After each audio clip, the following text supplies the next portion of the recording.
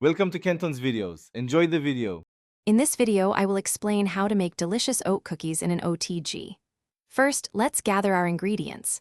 You'll need 1 cup of rolled oats, 1/2 cup of all-purpose flour, and 1/2 cup of softened unsalted butter. Don't forget 1/2 cup of brown sugar, 1/4 cup of granulated sugar, 1 egg, and 1 teaspoon of vanilla extract. Finally, grab 1/2 teaspoon of baking soda and a pinch of salt to perfect your batch. Now let's get mixing.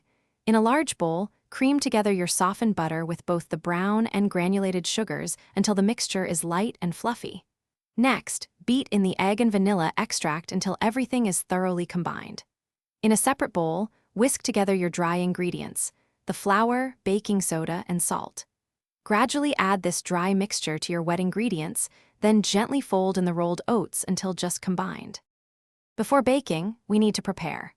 First, preheat your OTG to 180 degrees Celsius, which is 350 degrees Fahrenheit. Line a baking tray with parchment paper to ensure your cookies don't stick. Now, take rounded tablespoons of your cookie dough and drop them onto the prepared tray, making sure to leave about 2 inches of space between each one. Gently flatten each cookie slightly with the back of a spoon or your fingers. It's time to bake. Place your tray into the preheated OTG and bake for about 10 to 12 minutes.